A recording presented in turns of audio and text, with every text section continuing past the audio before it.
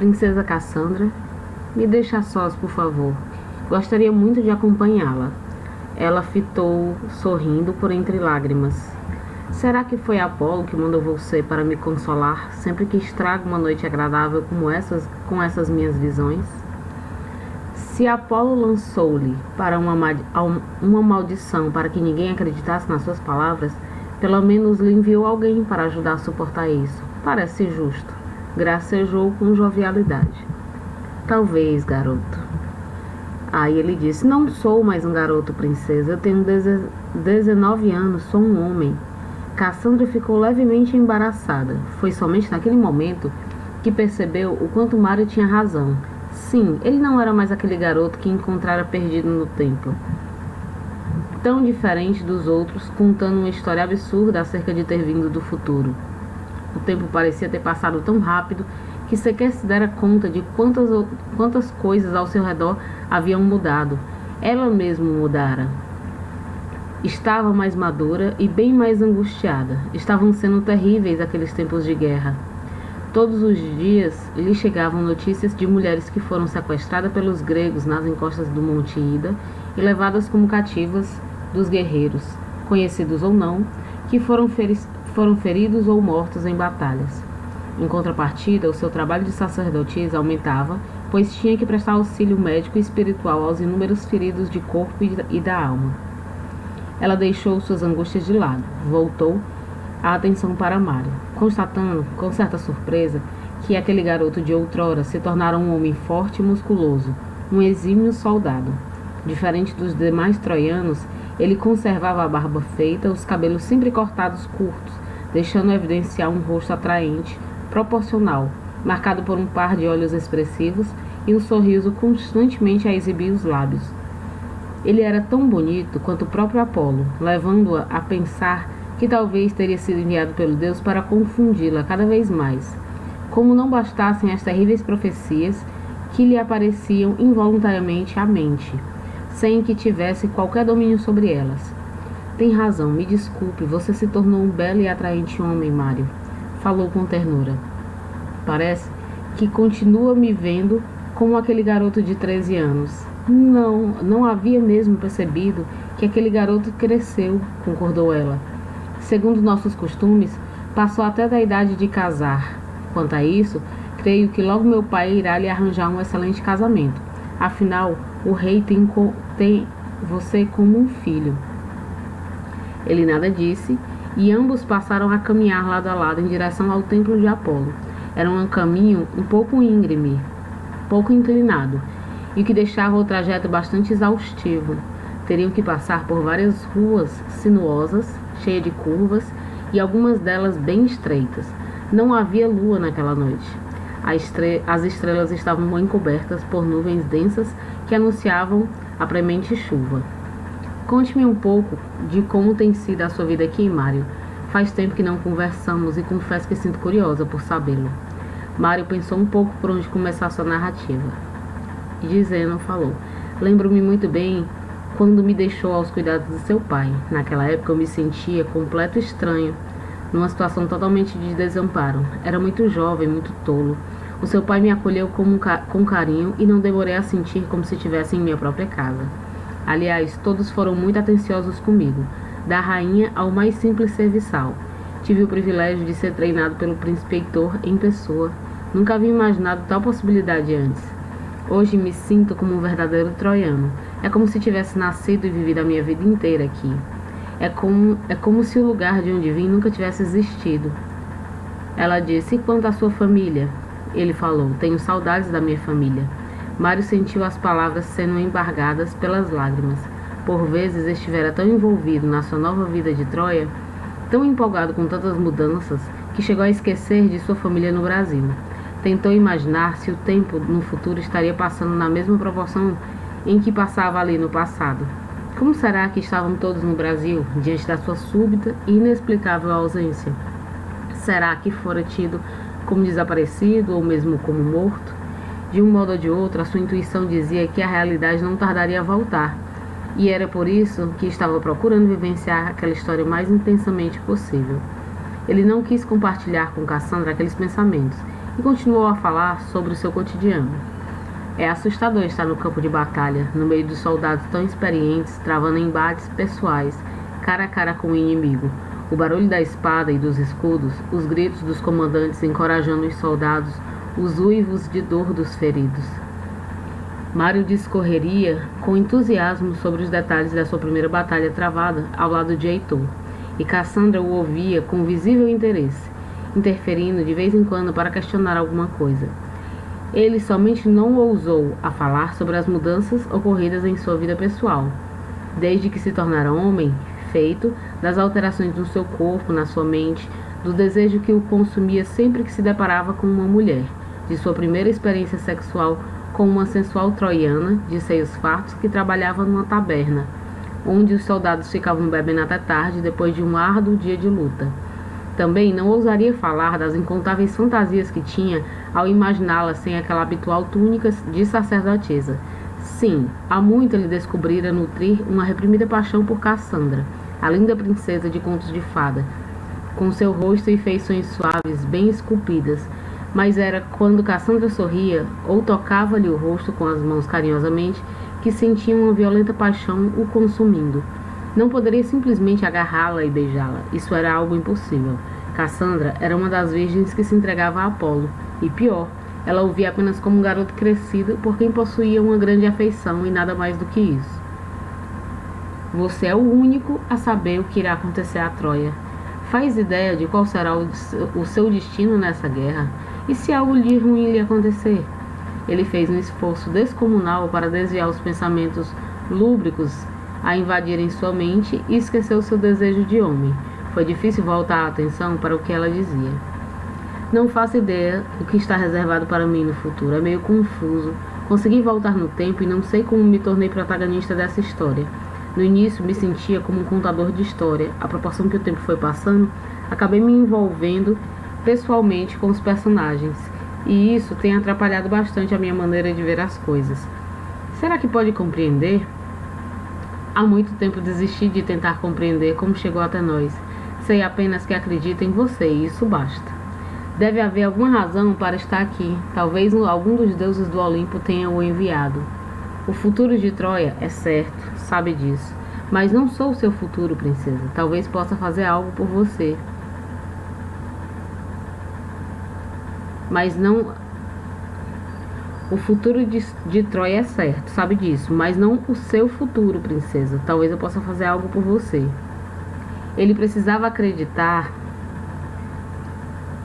que poderia mudar o futuro da princesa Cassandra. Não aceitaria perdê-la para sempre. Não podia sequer cogitar tal possibilidade. O meu futuro também está traçado, Mário. Serei escravizada por Agamenon. Nas suas visões pode ver algo além disso? Não, só vejo isso. E os olhos de Mário brilharam com tanta euforia. De tanta euforia.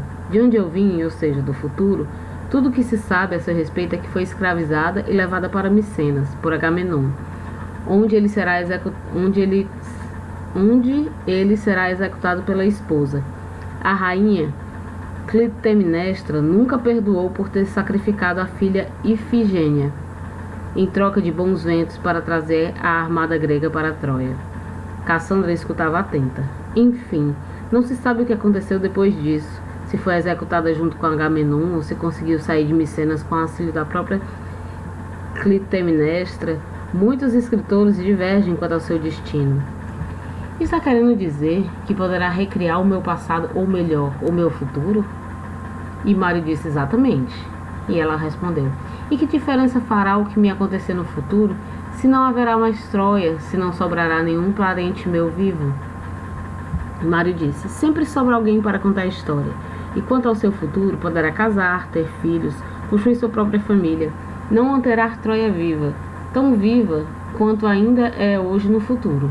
Por exemplo, Enéas fundará a cidade e se transformará num dos maiores impérios do mundo, chamado Roma. Às vezes você me deixa tão confusa que eu não sei nem o que pensar. Eles estavam parados diante do templo e a chuva começou a cair. Tudo o que eu quero é ajudá-la. Não quero que nada de mal lhe aconteça e me conforta acreditar ser isso possível. O tempo dirá se tenho alguma razão. Os pingos de chuva agora caíam com força. As nuvens tomaram conta de uma vastidão do céu e lançaram uma escuridão ainda maior sobre a noite. O vento frio soprava como se estivesse atento ao teor daquela conversa. Cassandra aproximou-se de Mário e comprimiu seu corpo suave contra o dele, num abraço apertado. Sentia-se grata e comovida pela preocupação dele com a sua vida. O tempo dirá tudo, Mário. Ela afastou seu rosto dele e ficaram se fitando, se olhando em silêncio por um tempo. Até pareceu interminável. Estavam tão próximos um do outro que ele podia sentir o seu hálito fresco, o cheiro de lavanda que emanava do seu pescoço alongado.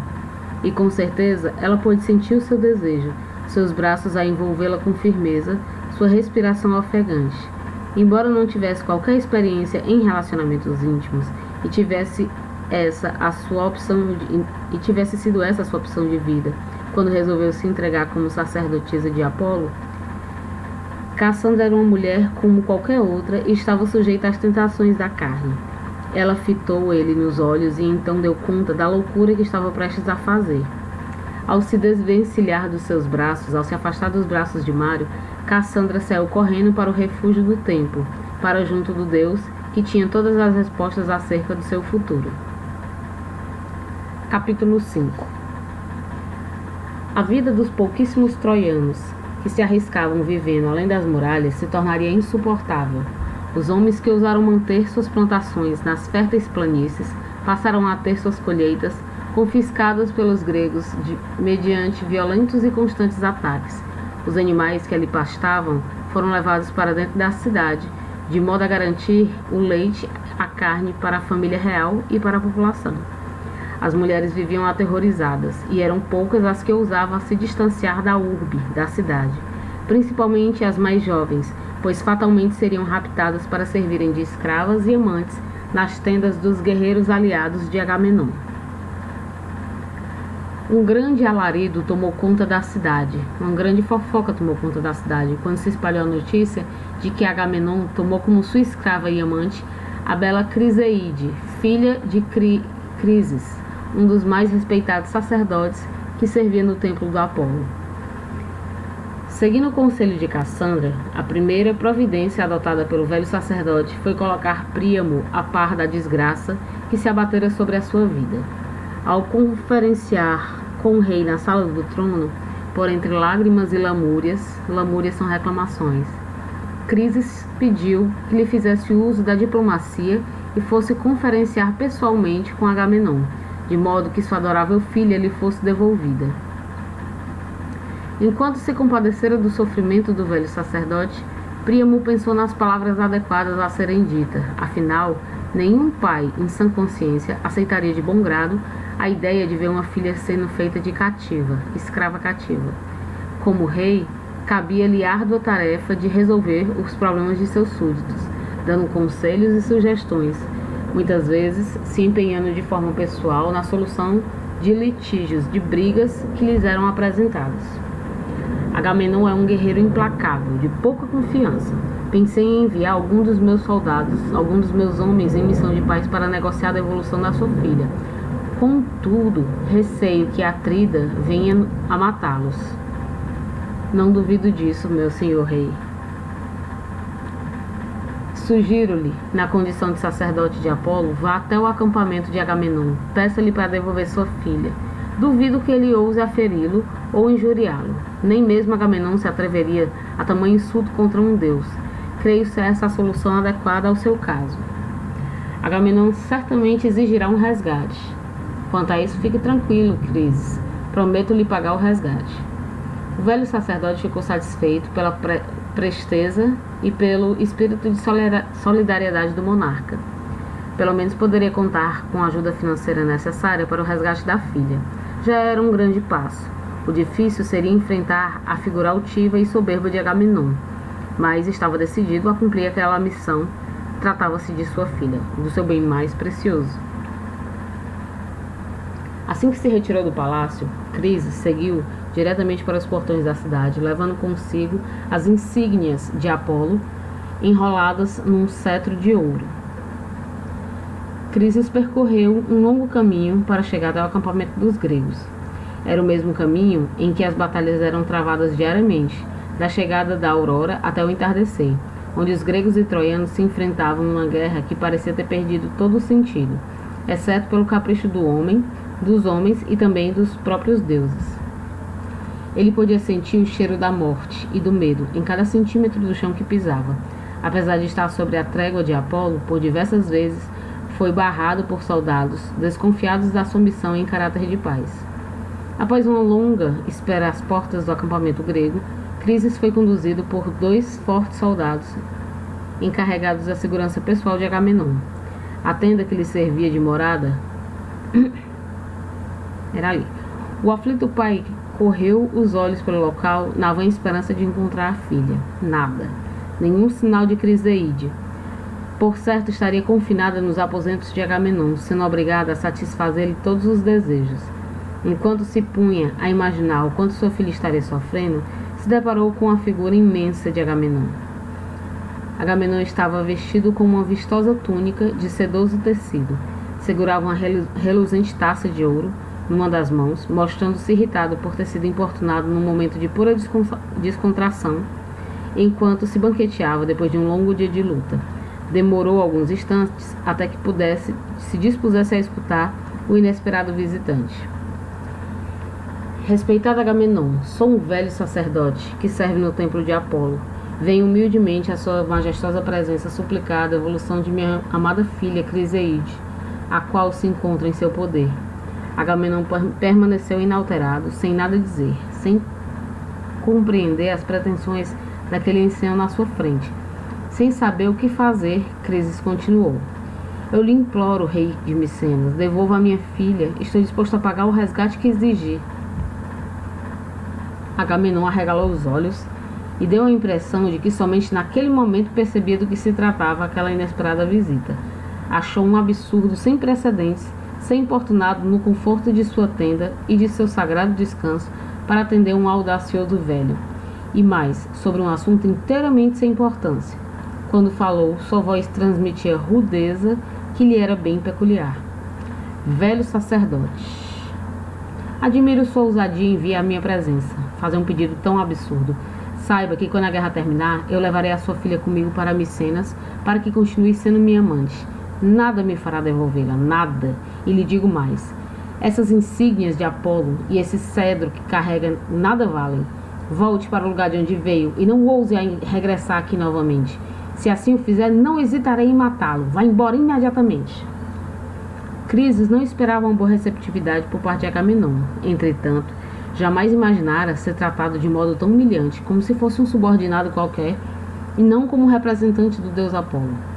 Não ouviu o que disse, velho? Desapareça da minha frente. O sacerdote se assustou com a rudeza do grego e viu que não adiantava insistir no assunto. Nada mais lhe restava a não ser conter a raiva e o ódio que o consumia, queimando-lhe o estômago e amargando-lhe a boca. Crises sempre foi um homem pacato, calmo, incapaz de qualquer ato violento. Todavia, ser insultado daquela forma era algo inaceitável. Jurou a si mesmo que faria Agamenon pagar caro por aquilo. Num esforço quase sobre-humano, juntou o pouco que lhe restava de humildade, curvou a cabeça e, num cumprimento respeitoso, se retirou. Após afastar-se do acampamento grego, ainda ouvindo o marulho das ondas, bem ao longe, o velho sacerdote procurou um lugar tranquilo e invocou o deus flecheiro, pedindo que lhe fosse vingada todas as humilhações sofridas. Naquele dia, nos 9 dias subsequentes, atendendo a pedido do seu fiel sacerdote, o deus Apolo fez sentir toda a sua ira contra Agamenon, abatendo o seu exército com uma terrível peste. Muitos soldados morreram de uma repentina doença que desfigurava os rostos e enfraquecia os corpos. Nem mesmo os cavalos e cães foram poupados. O exército de Agamenon se esfacelaram a olhos vistos.